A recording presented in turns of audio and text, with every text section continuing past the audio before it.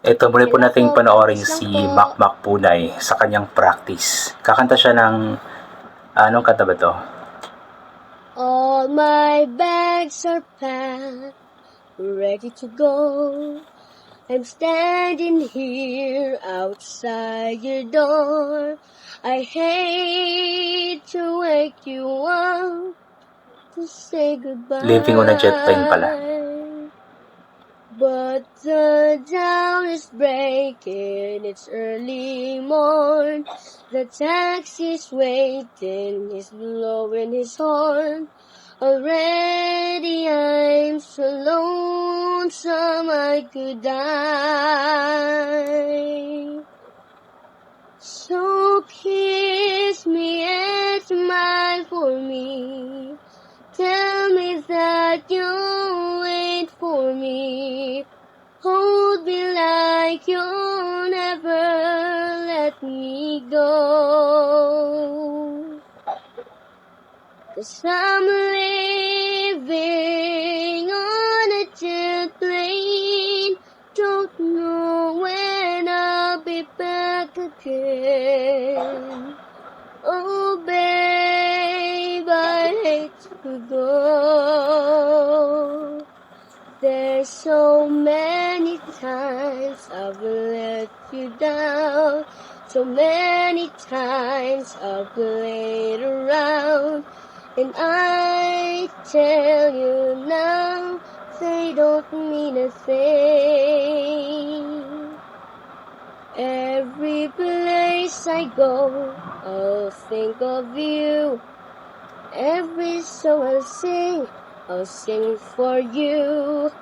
When I come back, I'll bring your wedding ring.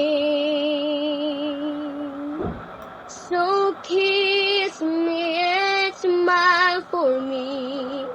Tell me that you'll wait for me.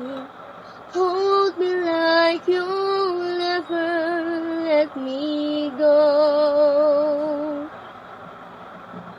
'Cause I'm living on a jet plane. Don't know when I'll be back again. Oh babe, I hate to go. Grabe yung boses ni Makmak, no? Napakaganda, napakasarap pakinggan, tapos talagang galing sa puso yung kanyang pagkanta, kaya talagang nararamdaman natin yung gustong ipaabot ng kanta. So, isa talaga si Makmak sa pinakamagaling na contender ng The Voice Kids 2024. Now the time has come to leave you one more time. Let me kiss you. Close your eyes. I'll be on my way. Dream about the days to come when I won't have to live alone. About the times I won't have to say. Oh, kiss me and smile for me. Tell me that you'll wait for me. Hold me like you'll never let me go. Ay, naputol. Nalobat siguro yung cellphone kasi naputol, hindi na tapos yung kanta. Pero anyway, enough na naman yun para talagang may pagmalaki natin at maging proud tayo kung gaano nga ba kagaling si Makmak. So yun nga po, sa mga hindi nakakilala, yun nga po ay si Makmak Punay, grand finalist po sa The Voice Kids 2024 sa Jamie 7, at isa sa pinakamagaling talaga na contender pagdating sa kantahan na nagmumula sa puso. Talagang tatak Makmak yan. Kasi yun, 'di ba, narinig natin at napanood natin kung paano nga ba siya kumanta. Talagang may emosyon, talagang nagmumula sa puso ang kanyang pagkanta. At yun po ang talaga parang trademark ni Makmak, yung kanta na mula sa puso. Hindi siya hindi siya bumibirit. Bumibirit siya minsan pero hindi niya kaya kasi yung mga birit na matataas talaga. So, yun yung kumbaga asset niya, pinakamalaking asset niya sa kanyang pagkanta ay yung kanta mula sa puso, yung may emosyon na pagkanta. Kaya good job sa iyo, Makmak. Good luck sa iyo always. At sana po i-support po natin, i-follow po natin guys si Makmak sa Facebook. Ang kanyang personal Facebook account po ay Mark Anthony Punay. Ang kanyang Facebook page naman ay Mark Anthony C. Punay Official. At sa Facebook page naman ng kanyang mama ay nagpo-post din, nagla-live at nagpo-post din sila minsan doon sa account ni Ma'am Floresa Islawan. So sana i-support, i-follow po natin sila guys para maging updated po tayo sa mga ni Makmak, mga activities or mga cover songs niya. At yung page na Makmak Believers ay support din, yun din po yun. Yun po yung hawak ng kanyang admin na si Sir Rafi. So sana follow po natin kasi marami ding mga ipinopost si Sir Rafi doon na mga activities ni Makmak, mga singing activities, mga gala-gala, ganoon. So yun, i-support po natin always guys. Hindi lang si Makmak kundi iba pang mga kabataang mga Pilipino na magagaling, especially yung mga kasama ni Makmak sa The Voice.